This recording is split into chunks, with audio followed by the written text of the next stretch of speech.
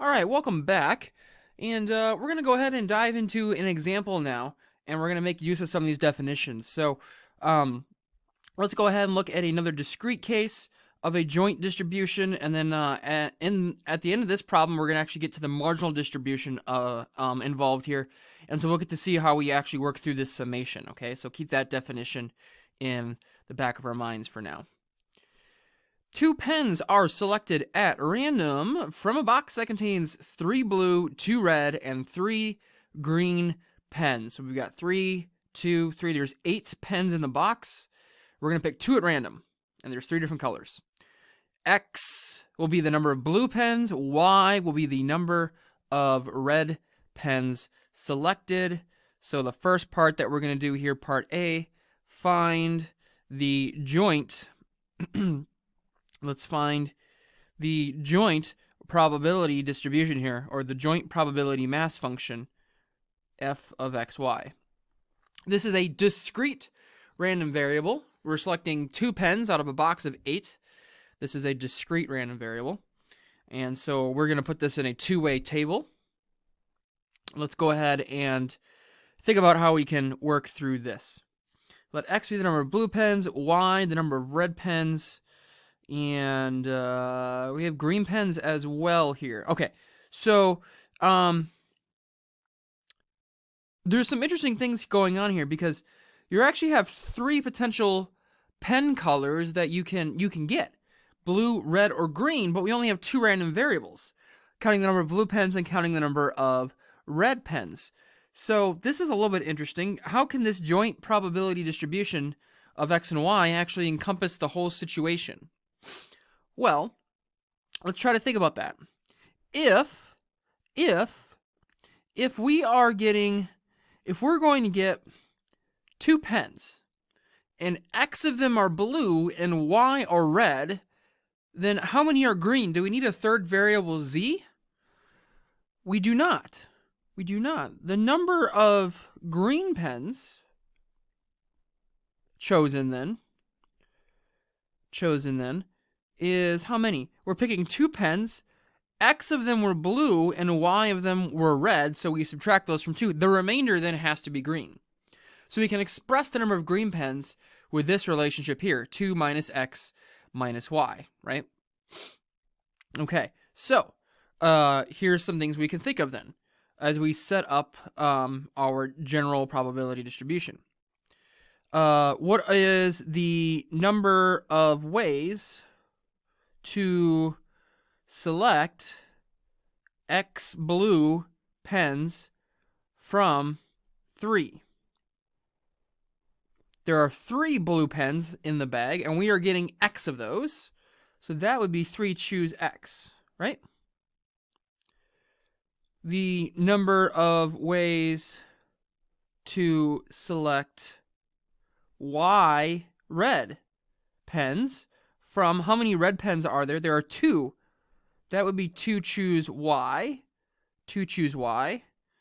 And then in a similar fashion, the number of ways to select 2 minus X minus Y green pens from 3 is, this one is a little bit messy, but this is 3 choose 2 minus X minus Y. Okay, right? And these parentheses, right? These are ditto marks for a number of ways to select. Those are just ditto marks. You can write that out just to try to save some time, though. Now, via the multiplication rule, then, the number of ways of getting X blue, Y red, and 2 minus X minus Y green, then, would be the product of those 3 combinations. And we divide that by the total sample space, which is the total number of ways of choosing 2 pens. Total number of ways of choosing 2 pens. Total number of ways of choosing 2 pens. From how many? 3 plus 2 is 5, plus 3 is 8. 2 pens from 8, then it would be 8 choose 2, and 8 choose 2. We can run that through a calculator. That's 8 factorial over 2 factorial times 6 factorial. So let's see, this is 8 times 7 times 6 factorial, so those cancel out. 4 times 7 there, 28. 28. So we can write this in a combination format. The number of ways of selecting X blue pens, 3 choose X, and Y red pens, 2 choose Y, and then the remainder would have to be green, if any at all, would be 3 choose 2 minus X minus Y. All of that divided by 28. All of that divided by 28. Of course, there are serious restrictions on this, on these values, right? X can only go from 0 or 1 or 2 because we're only selecting 2. There are 3 blue pens, but we're only picking 2, right? So all of these are capped out at 2 at the very least, but we can't select 2 red and 2 blue pens, for example, because we're only picking 2 in total. So X plus Y needs to be less than or equal to 2 and greater than 0. All right. And so this is one way of sort of setting up how we can talk about our joint probability distribution. Of course, we're probably going to be expected to put this in table form. So once we have this, we've done the hard part. Now we just got to run through all the combinations here, right? And put this in table form. Put this in table form. Okay. Which really isn't that bad. A lot of these are go pretty quickly because, for example, 3 choose 0 is just 1, right? Anything choose 0 is 1, and so we can save some time with those pieces. So what do we need to do in our table here? We have X, and we'll go like this, and let's see here. We'll go like this. So let's see here. Maybe so X can be 0, 1, or 2, right? X can be 0, 1, or 2. And then Y can be 0, 1, or 2 as well.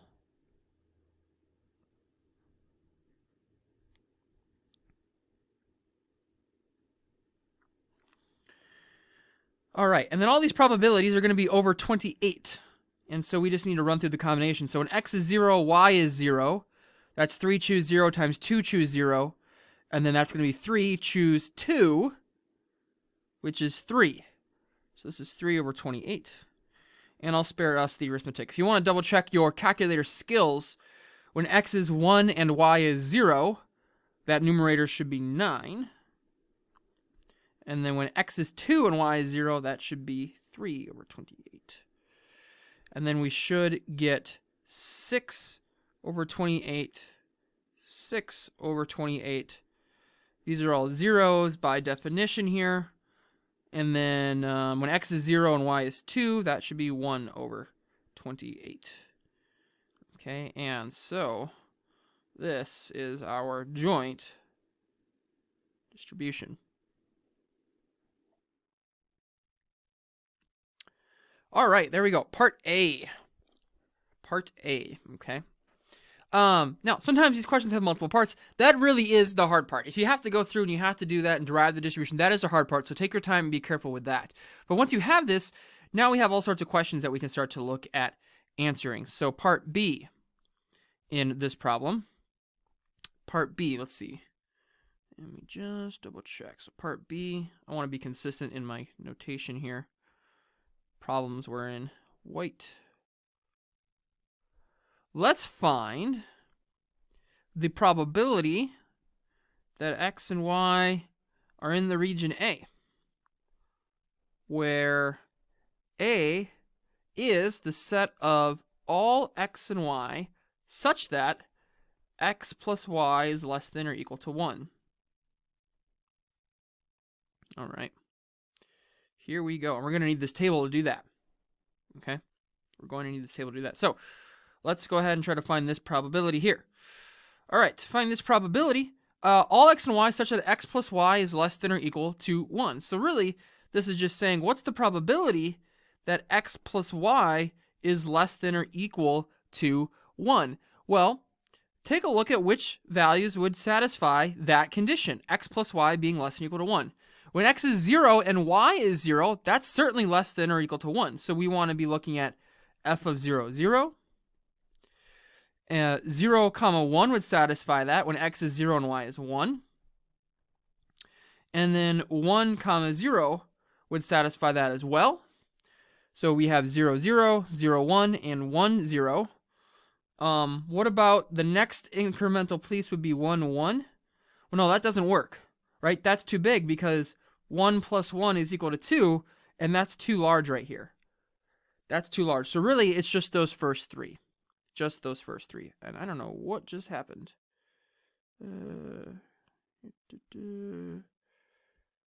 We'll try to set where. Here we go. Okay. So what are these probabilities? F of 0, 0. So now we just look at the table, right? Like I said, the hard part was done. So this is 3 over 28. X is 0 and y is 1. That's 6 over 28. And then 1, comma 0, that is 9 over 28. We just add those three together. 3 and 6 is 9. 9 and 9 is 18 over 28. Reduce that down to 9/14. Boom. 9/14. Okay. So we can answer all sorts of probability questions like that. Once you have the table, just basically need to pick and choose which entries we are being asked to add up. Part C. Let's go ahead and find the marginal distribution. Here we go. Make use of that new definition we had at the end of the last one. Find the marginal distribution of capital X, which will denote g of x. So let me just go ahead and rewrite that definition down here. Remember, g of x, remember that g of x, according to the definition, is the sum over all y values of f of x comma y. The sum over all y values of f of x comma y. And what I want us to note, at least in the discrete case actually, is there's a nice way to do this when you have that table. Because what we can do is we can just quickly sum over the entries in the table. Quickly sum the entries in the table. Quickly sum the entries in the table to see g of x.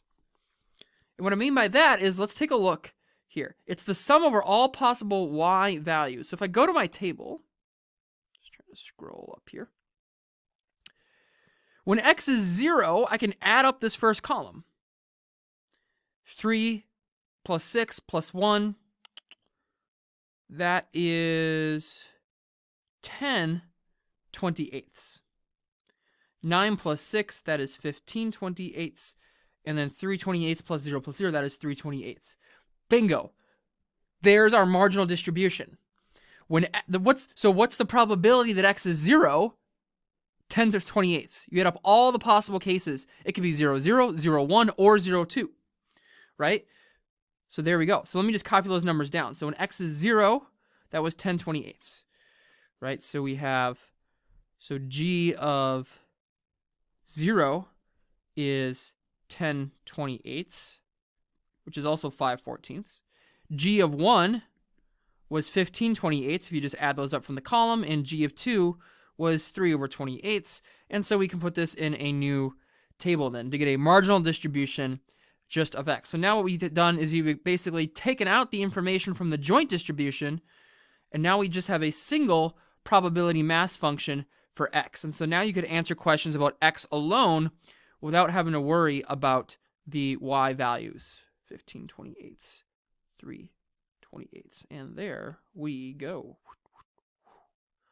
Looks good. You could do the same thing for y as well, right? If you wanted to do the marginal distribution of y, I would just add up the rows then, right? I would just add up the rows. So what would the rows sum to? 3 and 3 is 6. 6 and 9 is 15/28. There's the probability that y equals 0. 12/28 is the probability that y equals 1. And 1/28 is the probability that y is equal to 2. Okay. Notice when you sum the, you could sort of think of these as like total column and total rows. I sum the column in red, 15 and 12 and 1. is 15, and 12 is 27, plus 1, that's 28 28ths. All of these add up to 28 over 28. 10 plus 15 plus 3 is 28 over 28. Okay. Cool. Good. All right. Let's go ahead and do a continuous example. Given f of xy is equal to, what do we have here?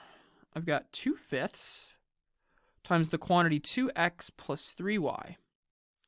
This is good for 0 less than or equal to x less than or equal to 1, and 0 less than or equal to y less than or equal to 1, and 0 otherwise. Okay. New question, we have a continuous joint probability density function. Like I said, we're not going to be asked any just direct probability questions using a joint continuous probability distribution because I'm not requiring double integration skills in this class. If you come up with one of those questions online, take a screenshot, send it to me, let me know, and I'll see what I can do. But what we will need to do are things like this. Let's go ahead and find the marginal distributions. Let's find both. Let's find the marginal distributions, g of x and h of y. G of x and h of y. Okay, here we go. Let me start out with the marginal distribution of x here, g of x. Now, in the continuous case, right, we want to do sort of sum over all possible values with respect to y, but in the continuous case, we don't sum, we integrate. Remember, so now we're going to integrate. If you go back to that definition, we integrate from minus infinity to infinity. We want a function of x left over, so we're going to integrate out the y. So you integrate with respect to y. Careful on your differentials there. So what are we going to integrate? We will integrate our joint PDF, which is 2/5, 2x plus 3y, dy. Now, what are your bounds for integration going to be here? Well, y goes from 0 to 1. Y goes from 0 to 1, so we're going to integrate from 0 to 1. There's your bounds for y. Everything else is 0, right? Everything else, PDF gives us a value of 0, so we just need to integrate from 0 to 1. Let's see what we get here. So how do you tackle this integral? Okay, you can do this in a couple things. Maybe the first thing I'll do is I'll bring this 2/5 out in front, constant multiple rule, so now we just integrate from 0 to 1, 2x plus 3y dy. How do you handle the integral here when you have the 2x? You're integrating with respect to y, so you just treat x as a constant, right? So just imagine that this was like 2. Just imagine it was 2 plus 3y. Well, what's the antiderivative of 2 with respect to y? That would just be 2y. But I don't just have 2, I have 2x. So this is 2x, the antiderivative then, times y. What's the antiderivative with respect to y of 3y? That would be 3y squared over 2. Then we evaluate our antiderivative as y goes from 0 to 1. Y goes from 0 to 1, okay? When you're doing your evaluation symbol with this bar at the end on the right-hand side, it is nice to write y equals 0 and y equals 1 because you have multiple variables in your antiderivative. You have an x and a y, so it's nice to know what you're plugging in and make sure you don't accidentally plug in your endpoints for x rather than y. Let's go ahead and evaluate this when y is equal to 1. When y is equal to 1, this should just be equal to 2x times 1. 2x times 1 plus, when y is 1, that's y squared over 2. So 3 times 1 squared over 2 is 3/2. So there's that. Minus the evaluation when y is equal to 0. When y is equal to 0, that's 2x times 0. So that's going to 0 out. Plus 3 times 0 squared. So that's going to 0 out as well. So this whole term becomes 0. 2/5 times 0. And so what do we have left over then? We have 2/5 times 2x plus 3/2. And we can clean this up a little bit here if we distribute the 2 inside. What is 2 times 2x? That is 4x. And then 2 times 3 halves. The 2's cancel and I'm left with a 3. And then all of this is still multiplied by 1/5 or divided by 5. So we have 4x plus 3 over 5. So what's the marginal distribution then? G of x is equal to 4x plus 3 over 5. For what x values? For x between 0 and 1. X between 0 and 1.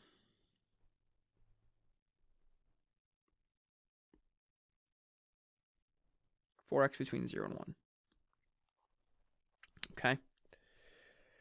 All right. Looks good. Let's go ahead and repeat this and find h of y. H of y. Okay, so what are we going to do now? So we're going to integrate from minus infinity to infinity, f of xy. We want the marginal distribution with respect to y, so we're going to integrate out all of the x. Okay, so we're going to integrate again 2/5 over 2x plus 3y. This is dx. Now, on your bounds for x, if we go back to our distribution here, look at the same. The bounds for x are also, again, 0 to 1. So we'll integrate from 0 to 1. But this is not the same antiderivative because even though the integrand is the same, we're integrating with respect to a different variable now. You're integrating with respect to x. And so the antiderivative here is going to be a little bit different, right? Because now you're treating y as a constant, not the x as a constant. So what's the antiderivative of 2x then with respect to x? That would be 2x squared over 2, which should just be x squared. And now we treat 3y as a constant. So the antiderivative there with respect to x, if you think about it just being like 3, what's the antiderivative of 3? That would just be 3x. So in this case, that'll be 3y times x. And evaluate this as x goes from 0 to 1. As x goes from 0 to 1. And let's go ahead and just do the final arithmetic here. 2/5. When x is 1, we have 1 squared plus 3 times y times 1 minus 2/5, and then x is 0. We're going to have a 0 squared plus 3 times 0. We have another term that zeroes out. And so this is just 2/5 times 1 plus 3y. 2/5 times 1 plus 3y. So we can leave it like that. Or if you want to write this, distribute the 2 in here. Either way is just fine with me. What do we have? 2 here plus 6y over 5. For, remember your bounds on y goes from 0 to 1. This is not for all y. This is good as y goes from 0 to 1 based on this right here. And there's our marginal distribution, our marginal distributions. Now, once you have your marginal distributions, then you can answer all sorts of questions, right? Now we can use these. We can use these to answer all sorts of questions that we've done in the past with just continuous distributions, right? Answer questions like find the probability that, x is, let's find the probability that x is between 0 and a half, for example, right? We could do that now using the marginal distributions, right? Individual variable questions, we can answer those just like we would in the past now that we have the marginal distributions, okay? All right, so couple examples there. We're going to leave this video at that point. We'll take a break. We do have one other topic that I want to get to in this section before we close up our notes for that. So bathroom break, grab some food, and we'll see you for one more video in a few minutes.